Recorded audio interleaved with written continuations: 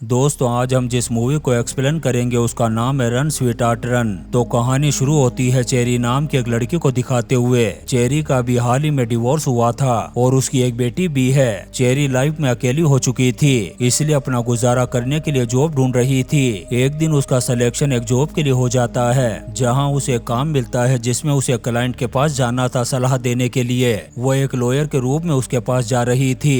Cherry तैयार होती है और अपनी बेटी का ख्याल रखने के लिए अपने पास की एक दोस्त को बुला लेती है। वो जिसके पास जा रही थी उसका नाम ईथन था। रात हो जाती है और चेरी ईथन के पास पहुंच जाती है। वो उसका घर देख कर के काफी हैरान थी। जब अंदर जाती है तो उसकी मुलाकात ईथन से हो जाती है। ईथन शहर का सबसे अमीर आदमी था, इसलिए चेरी थोड़ी घबराई हुई थी। ईथन उसे ड्रिंक ऑफर करता है। तभी चेरी नोटिस करती है कि फर्श पर ब्लड लगा है। वो देखती है तो उसे पता चलता है कि उसके पीरियड्स आ गए हैं, इसलिए वो ईथन से बहाना लगा कर के टॉयलेट में चली जाती है। वापस आते ही ईथन चेरी को अपना घर दिखाता है। यहाँ पर वो चेरी को इम्प्रेस करने की कोशिश कर रहा था। इसके बाद वो चेरी को डिनर के लिए बाहर लेकर के जाता है जहाँ पर ये लोग काफी बातें करते हैं। चेरी ईथन को अपनी बेटी के बारे में बताती है और उसका फोटो भी दिखाती है। तभी एक डॉगी ईथन को देख कर के भौंकने लगता है, जिससे ईथन जोर जोर से चिल्लाता है, पर बाद में वो सॉरी बोलता है। ईथन बताता है कि उसे कुत्तों से बहुत ज्यादा नफरत है। थोड़े समय बाद ये काफी एंजॉय करते हैं और कब ये दोनों एक दूसरे के इतने करीब आ गए इन्हें पता भी नहीं चलता। इसके बाद ये दोनों घर आ जाते हैं। ईथन चेरी को घर के अंदर आने के लिए कहता है। चेरी काफी बहाने करती है, लेकिन आखिर में वो उसके साथ घर के अंदर चली जाती है। कुछ देर बाद जोर जोर से चिल्लाने की आवाज आती है। तभी हम चेरी को देखते हैं जो भाग कर के बाहर आती है। उसकी हालत देख कर के लग रहा था कि उसे किसी ने बुरी तरह से मारा हो। और यहाँ से असली कहानी शुरू होती है। वो बाहर भागती है और लोगों से मदद मांगती है, लेकिन उसकी हालत देख कर के कोई भी उसकी मदद नहीं करता। तभी वो ईथन को देखती है और भागती है। वो लोगों से अपनी जान बचाने के लिए गुहार कर रही थी। ऐसा लग रहा था कि मानो उसने कोई शैतान देख लिया हो। भागते भागते वो दो लड़कियों के पास पहुंचती है और उनसे फोन मांगती है। वो उसे फोन नहीं देती मगर पुलिस को बुला लेती है। पुलिस आकर के चेरी से पूछती है कि तुम्हारी ऐसी हालत किसने की। वो उन्हें सब कुछ बता देती है। वो ऑफिसर उसे पुलिस स्टेशन ले जाते हैं और चेरी पर उल्टे सीधे इल्जाम लगा कर के उसे जेल में डाल देते हैं। अंदर उसकी मुलाकात एक औरत से होती है। वो चेरी से पूछती है कि आखिर तुम्हारे साथ क्या हुआ। तब वो बताती है कि उसकी ड्रिंक बहुत बेकार थी। ये सुनकर के वो औरत कहती है कि उस आदमी को कुत्ते से भी डर लगता है। चेरी कहती है कि ये सब कुछ तुम्हें कैसे पता। वो औरत कहती है कि अब उसने तुम्हें शिकार चुना है, जल्दी से फर्स्ट लेडी को ढूंढो, वही तुम्हें बचा सकती है। कुछ देर बाद ईथन आ जाता है यहाँ पर, जिसे देख कर के चेरी बौखला जाती है। उसे ऐसा लग रहा था कि जैसे मौत उसके सामने खड़ी हो। ईथन कहता है कि तुम खुद मेरे पास चल कर के आई थी। चेरी एक बार फिर से उससे अपनी जान की भीख मांगती है और कहती है कि प्लीज मुझे जाने दो, मैं किसी को कुछ नहीं बताऊंगी। ईथन मान जाता है और उसे एक गेम खेलने के लिए कहता है। वो उसे एक रूल बताता है कि अगर आज रात तुम मुझसे छिपती रही तो मैं तुम्हारा शिकार कभी नहीं करूंगा और तुम्हें कभी भी अपनी शक्ल नहीं दिखाऊंगा। इसके बाद वो चेरी को जाने देता है। तभी उसे एक पेपर मिलता है जिस पर लिखा हुआ था मिसिंग और कॉल फर्स्ट लेडी। तभी वो देखती है कि कोई उसका पीछा कर रहा था। वो जल्दी से एक टैक्सी रोकती है और अपने बॉस जेम्स के घर जाती है। वो जेम्स को सब कुछ बता देती है। उसकी हालत देखकर के जेम्स बहुत ज्यादा हैरान था। वो पुलिस को बुलाने के लिए कहता है, लेकिन चेरी उसे मना कर देती है। फिर वो कहता है कि जाओ नहा कर के कपड़े बदल लो। नहाने के बाद चेरी जेम्स के लैपटॉप में ईथन की फाइल देखती है। तब उसे पता चलता है कि जेम्स भी ईथन से मिला हुआ है और इन लोगों ने मिलकर के न जाने कितनी लड़कियों का शिकार किया है।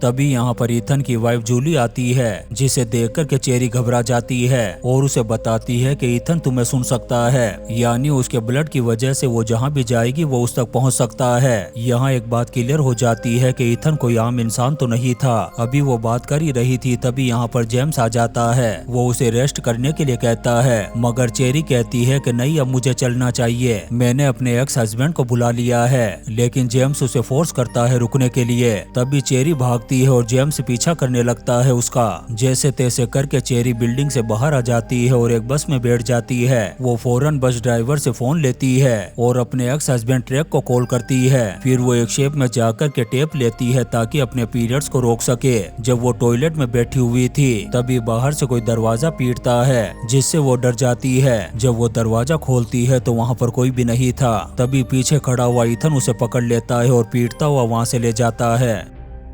वो उसे कहता है कि मुझे लगा कि तुम अच्छा छुप लेती हो, लेकिन तुम तो एक बेकार खिलाड़ी हो। जब वो उसे मारने लगता है तभी पीछे से शॉपकीपर आकर के उस पर गन पॉइंट कर देता है और ईथन से कहता है कि चुपचाप इस लड़की को छोड़ दो। लेकिन ईथन का खौफ इतना ज्यादा था कि वो शॉपकीपर डर करके भाग जाता है। तभी चेरी उस पर हमला करके भाग जाती है यहाँ से। तभी उसका एक्स हस्बैंड आ जाता है। वो गाड़ी में बैठती है और उससे कहती है कि जल्दी गाड़ी भगाओ। चेरी उसे सब कुछ बता देती है। वो उसे अपने घर लेकर के जाता है जहाँ पर हम ट्रेक की वाइफ को देखते हैं। चेरी फ्रेश होकर के कपड़े बदल लेती है। तभी ट्रेक का छोटा भाई आता है जो किसी का भी भविष्य बता सकता था कि फ्यूचर में उसके साथ क्या होगा। वो चेरी के सामने भी कार्ड्स रखता है और आखिर में 2 नतीजों पर आता है। पहला ये कि वो चर्च जाए और बच जाए, नहीं तो उसकी मौत हो जाएगी। अभी ये दोनों बात कर ही रहे थे तभी ईथन आ जाता है यहाँ पर। चेरी नीचे आकर के कहती है कि चाहे कुछ भी हो जाए उसे अंदर मत आने देना। ट्रे और उसकी वाइफ चेरी को पीछे के रास्ते से भागने के लिए कहते हैं। चेरी एक जगह जाकर के छुप जाती है।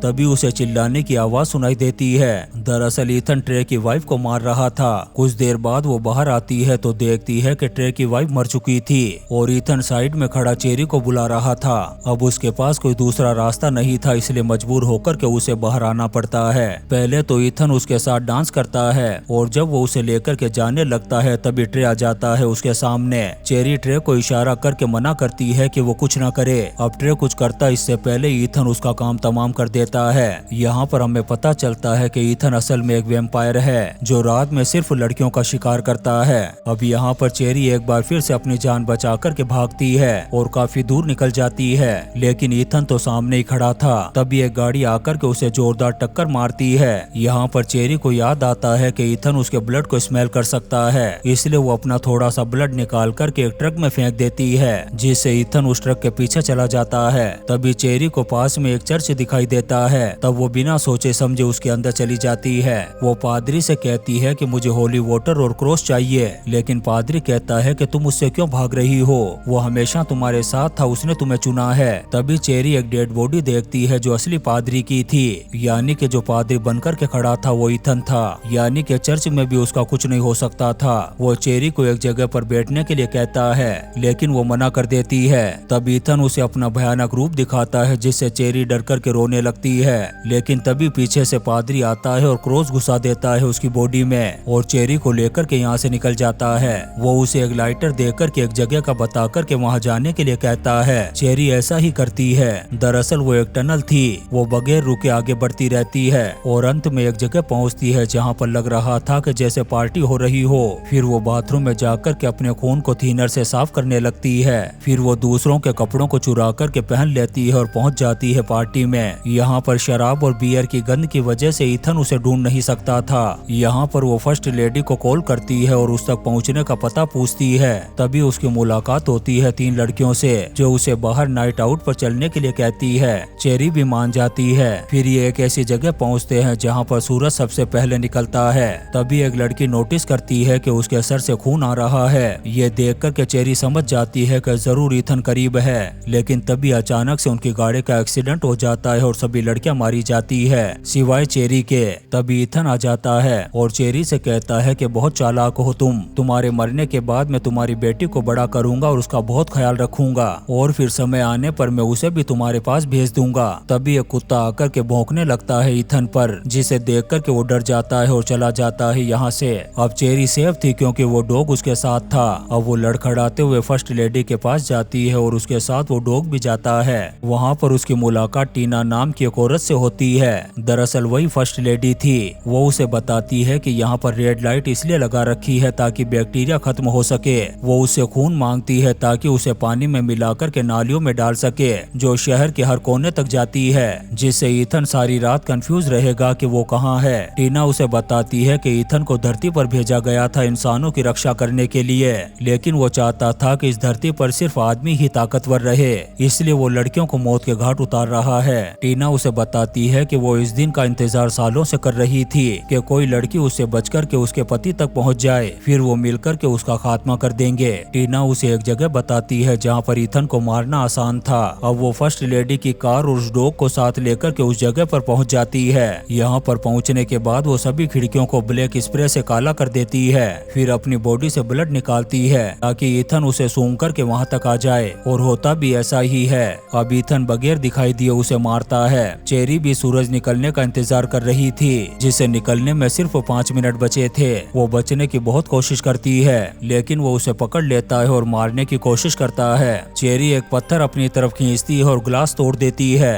बाहर फर्स्ट लेडी की टीम खड़ी थी जो सभी खिड़कियों को तोड़ देती है। फिर हम ईथन को देखते हैं जो धूप में जल रहा था। चेरी उसके करीब जाती है और कहती है कि मुझे नहीं पता था कि तुम इतने कमजोर हो। फिर फर्स्ट लेडी एक लाइटर जलाती है और आग लगा देती है, जिससे जलकर के ईथन की मौत हो जाती है। और इसी सीन के साथ ये शानदार movie run sweet heart run खत्म हो जाती है। दोस्तों, हम आपके लिए ऐसी ही इंटरेस्टिंग मूवीज एक्सप्लेन करते रहेंगे, तो आप चैनल को सब्सक्राइब जरूर करें और लाइक और कमेंट्स भी करें। Thank you.